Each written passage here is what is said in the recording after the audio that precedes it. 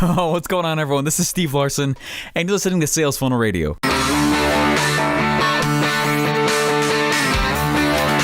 Welcome to Sales Funnel Radio, where you'll learn marketing strategies to grow your online business using today's best internet sales funnels. And now, here's your host, Steve Larsen.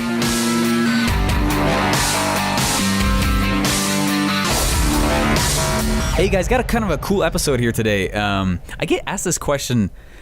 Shockingly, I expect this question to come along, but not with how often it's asked. Anyway, this is going to be a cool segment. I'm going to pull in a question that I got from Gerim Atkinson. Appreciate the question, man. I get a lot of questions from you guys, and if you guys want to ask a question to me, just go to salesfunnelradio.com. If you scroll down, there's going to be a green button on the bottom right. You can ask any question. It will voice record straight off your browser directly to me, and then I can toss it in. So anyways, here's the question from Jairam.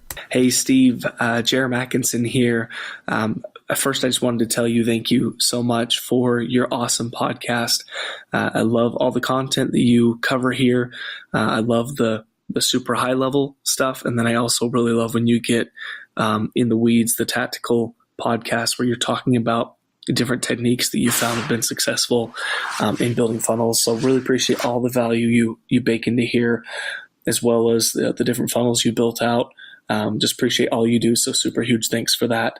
The question I had for you was, as you're getting into the zone to build out funnels and, kind of pulling from what Tony Robbins often talks about of getting into state, I would love to hear what you personally do to get into state, to build funnels, like what anything looks like for that process. Are there things you do beforehand, to get you focused and concentrated to sit down and work?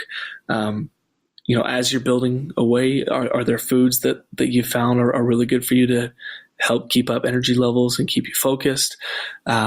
Music, headphones. Anyway, I would just love to hear kind of what that process looks like for you, that allows you to be zoned in on your game of building funnels and chasing after what you're working on. So anyway, thanks again, and I hope you highlight my question. Thanks. Hey, Jairam. Hey, man. Thanks so much. Appreciate that. Hope you're doing well personally as well, my friend. Hey, a great question. I honestly get that. I've always been shocked at how many people ask that. Not so much. I always expected that I would get that question quite a bit, but not how a lot of people ask me that. What's the stake? In fact, a lot of people at the last FAT event that we did asked that question. That was one of the biggest ones. Like, what's the state you have to be in? What's the mental control? And I always have kind of made fun of the whole mindset training industry, when they're like, I'm going to teach you some mindset training. It's like, what the heck does that mean? Like, it sounds so fluffy to me.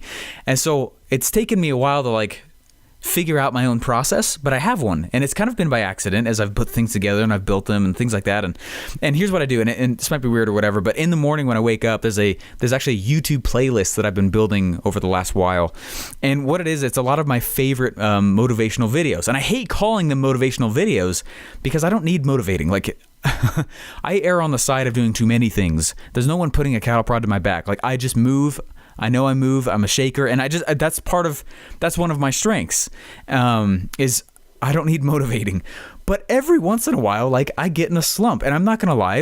The last week, I felt a little bit like I've been in a little bit of a funk, and there's some vulnerability for you right there, right? I mean, we all feel that. Everyone I know feels that eventually. It's not like I don't just run around screaming all the time, but it is a great way to break state. It is a great way for me to get ready and get excited. And even if I'm really, really tired, there's times where we'll be at the office till 2 or 3 in the morning, and it's like I'm dying.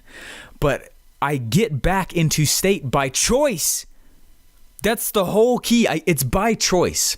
So I'll start jumping around physically. Russell and I, we literally will start jumping around. We'll play some music that's really fast and upbeat. We'll jam out to some rock music with some really silly air guitar, stuff. You know what I mean? I mean, that's the whole thing. I've never been successful or a very good marketer or a very good business person or a very fun person very fun person in general to be around if I'm not having fun.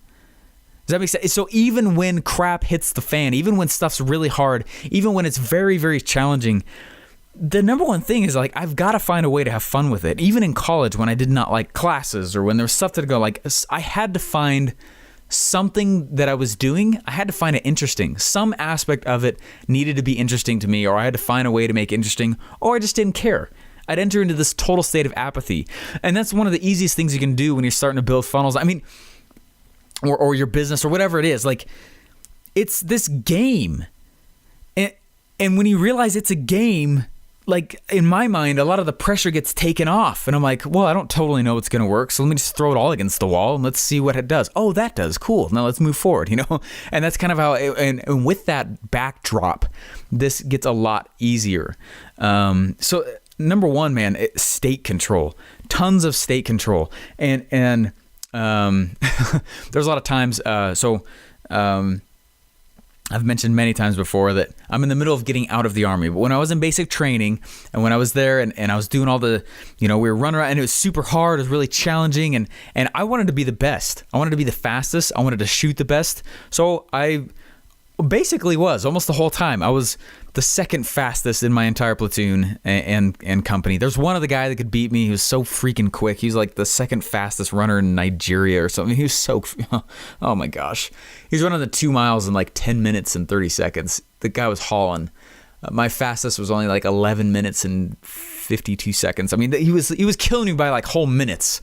And anyway, still, I'm very competitive. I want to be the best. So like, still, that guy's awesome. He's the man. Rono's the coolest dude ever. But geez.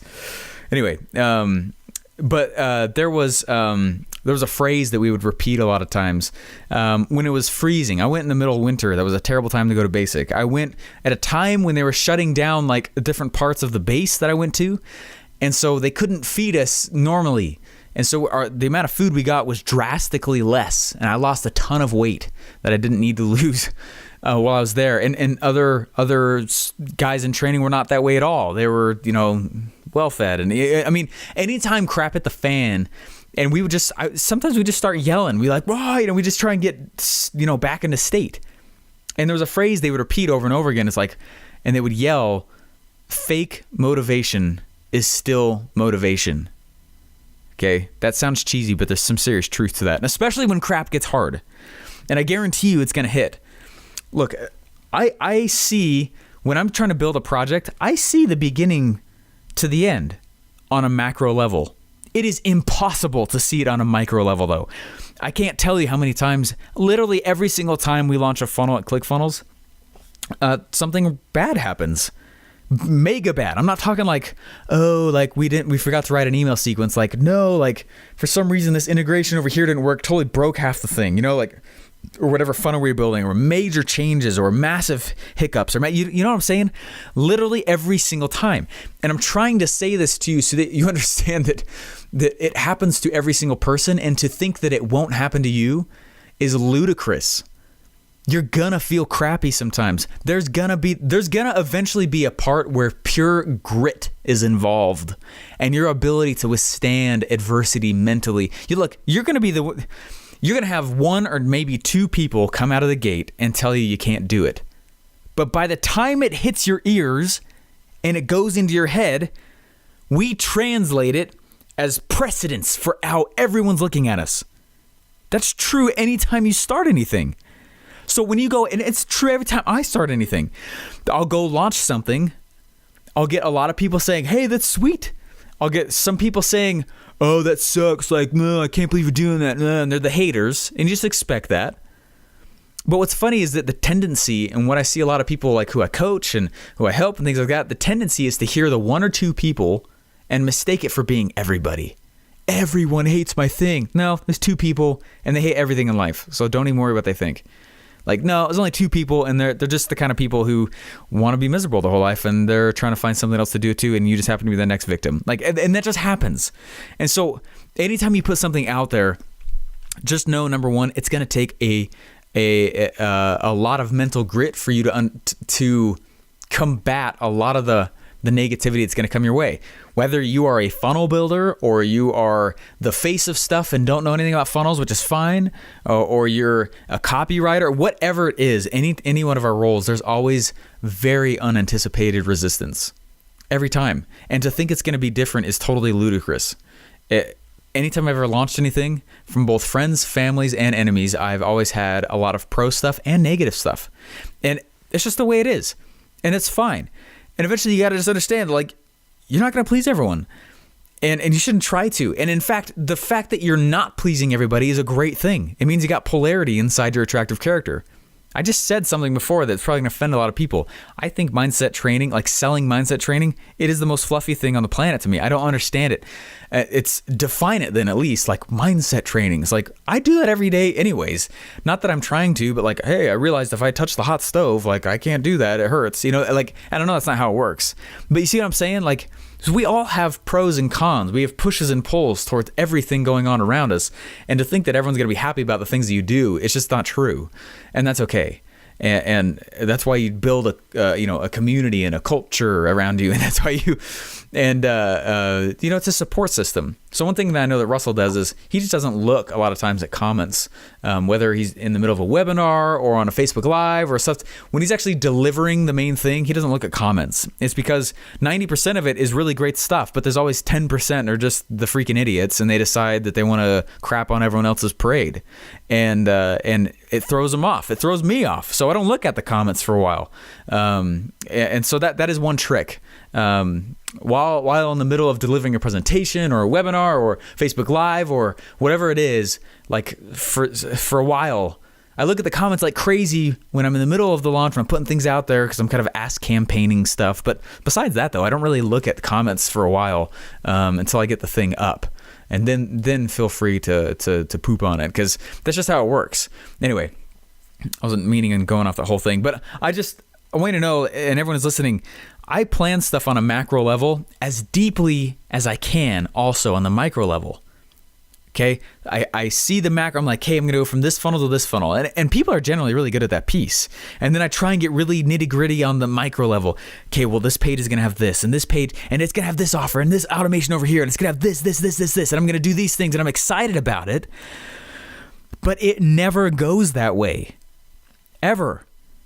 In the 300 funnels I've built in the last 18 months, it doesn't ever go how we're actually going to, we'll put stuff together. I mean, it's so rare that there's not a hiccup or there's something that I've realized, oh, you know what?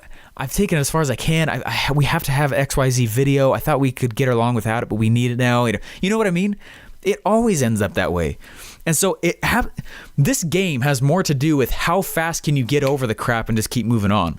The tendency for most people, though, is they'll hit something, they'll hit a wall, and they'll go, no, dang it, a wall. And they get a wall. And then they fixate on it. And it becomes bigger than it actually was in the first place. And then they start saying, well, I'm not successful because of the wall that came up I wasn't expecting. And, well, that guy didn't have a wall over there. Not that you could see, but he probably had a ton more than you could see. Well, I didn't. And then they get fixated on this thing that was never that big in the first place. And all they had to do was go around the left of it, around the right of it, over it, under it, or they could just blow straight through it.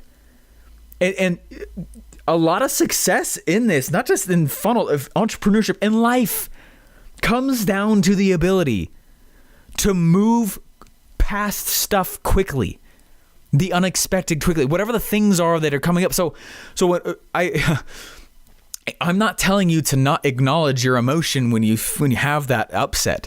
Acknowledge it. Yeah, it sucks. Yeah, it's bad. And then boom, move on. You had the pity party, go forward. Okay, that's it. Because otherwise you fixate on this thing and then it becomes the object in your mind for why you're not moving forward. And then you start to fear the obstacle leaving, because then you're like, crap, now I have to move forward. And it becomes this backwards and forwards kind of thing. And I see that a lot of times. I mean, there's over 500 people inside the 2 Comic Up coaching program. And I see that a lot. Every one of us goes through it. Every one of us struggles through it. Every one of us, when it comes to publishing for the first time, that's a biggie. A lot of people have a hard one with that one. Especially, creating a Dream 100 list and actually starting to build relationships. That's one a lot of people stumble on. Creating a new niche, creating a new offer, building out not just the funnel part, but like the actual building of the funnel and sitting down and doing it. That's like the sexy part that everyone wants to do, but they don't actually sit down and actually write the copy. And then every one of those aspects, there's going to be these hiccups. Hey, either you're not good enough and you got to figure it out or hire somebody. or some other unexpected things are going to pop up. And it's this game every single time, right? One of my favorite quotes, I'm going to botch it, but the idea of it is that, hey, look, you can measure the success of anybody based on the number of hard problems they've solved. If you want to be super successful, you have got to look at yourself as a problem solver. And you can't look at others for the solution. You got to solve it on your own. Be a self-solver. And the faster you can self-solve, the faster you're going to be successful with it. I mean, every time I put something out, that's how it works. Every time. And it's what's fun is it's almost like, that's why I call it mind muscle. It is like that. At first, it's really hard. And you're like, oh, this is the first time I've ever experienced any kind of adversity in something that I want, and the world doesn't seem to want to give it to me. And they're asking me what my value is, and I'm not sure what my value is yet. And you're like flexing this muscle in your brain for the first time. And then you get it out and you actually launch the thing or whatever. And it's like, oh, now relax for a second. And now let's do the next one. And it's a big mind muscle flex again. You're like, oh my gosh, this sucks. It's so hard. And it's the same thing over and over and over again. But now you watch Russell's team. You watch the way he and I interact. You watch the way he interacts with his other people. It's like, here's an adversity. Boom. Here's three ways we could solve it. Sucks, but we're over it. Boom. Here's 3 ways we could fix this. Boom. Here's 2 ways we could do this. And what was cool is that, I know one of the major attitudes that I've had that has helped me tremendously in my very short career, as it's been so far, is I go to Russell, or you might go to your boss, or you might go to whoever your higher up is, or you might go to your spouse, or you might go to whoever, your girlfriend, your significant other, and you say these words: "Give me your hardest problem." Okay? You say those words, and you're going to have a lot of guaranteed mind muscle flexing, right? And you're going to have a lot of iron pumping with your brain, and it's going to be really hard. But if you're willing to go through that, holy crap, your speed increases so intensely, and you can get so much stuff done in your life, and you can move forward because you don't get caught up on petty crap like, they didn't like something I said, and I got 3 negative comments back. Like, so what? Just do the next one. Keep going. Then you got to practice that over and over and over again. So,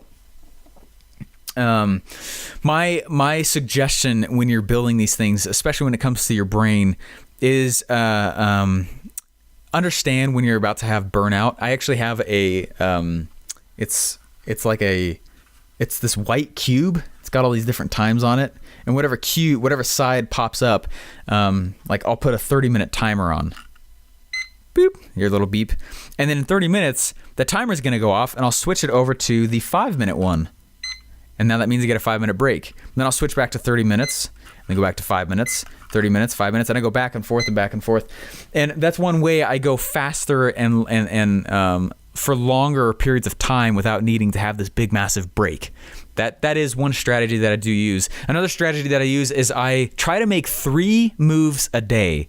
Meaning I just try and make, if you think like chess, like a chessboard, I try and make 3 moves per day, right? If I only have 24 hours per day to get whatever I'm trying to done, let's see, I'm going to be at the office for a certain amount of time. I'll be home for a certain amount of time. I got to sleep by necessity for a certain amount of time, even though I hate it. At some point I got to work out, even though I've not really been doing that for a while. You know what I mean? And I only have 24 hours. And so if I can just make 3 moves per day, it will at least always be moving the ball forward. If I don't make any moves at all during the day, whether it's for my own stuff or for Russell or for a client, for anybody, if I could just move just 3 moves a day, then you can define what that is, but they can be good sized moves, stuff that matters. Okay, I got in contact with this correct person that I needed to. Awesome. I did this podcast episode. Cool. I designed this page and at least have the layout for the remainder of what the funnel is going to look like. Boom. 3 things. Whew. All right. I can go to sleep. You know what I mean? And so I try and make 3 moves per day, and that's a great way to kind of pace yourself. And we like to always think that we can sprint towards the end, but the reality is you got to plan out how long you think it's going to take you to build a funnel or a business, and then double that assumption. You're like, hey, it's going to take me 3 months. Okay, plan on 6, right? Work like it's going to take you 3 months. Work like the plan is 3 months, but just know that you're actually going to do it in 6. And that's another, same with cost. I think it's going to cost me 10 grand to get this project out. All right, that means it's actually going to be 20. What can I do to increase cash flow? You know what I mean? Like those are little things that I do to expect and plan for any type of hiccups or bumps along the way. And then honestly, I just listen to sweet music. Like I can't listen to music that has words in it very much. That distracts me too much and distracts my brain. But I know I have a little bit of enough ADD in my brain, actual ADHD a little bit, a lot of symptoms of it, that I need some other stimulus going on in order for me to focus. So I'll have music playing, which is usually over 120 beats per minute, which sounds cheesy, but that's true. It's over 120 beats per minute, and then I go and the music doesn't have any words really that much, just like a lot of like house music almost, and I just kind of zone out and do my little 30-minute, 5-minute, 30-minute, 5-minute, try and get 3 moves done in the day, and that's how I do it. And if stuff starts to get sorry, I'm getting stuttery. If stuff begins to get in somewhat of a lull, I need to stand up. And I recommend standing desks. Usually I stand the first half of the day. I stand the entire first half of the day without sitting, and then I'll sit the last half of the day. And that keeps me more engaged as well. So I guess those are some tricks I actually wasn't thinking about that I do. And then mixed with kind of the mental, I call it mind muscle. It's a post that I did on my personal Facebook page if you want to go look at it. But it's the playlist itself. And here's the post I wrote, and I'll end with this. Okay.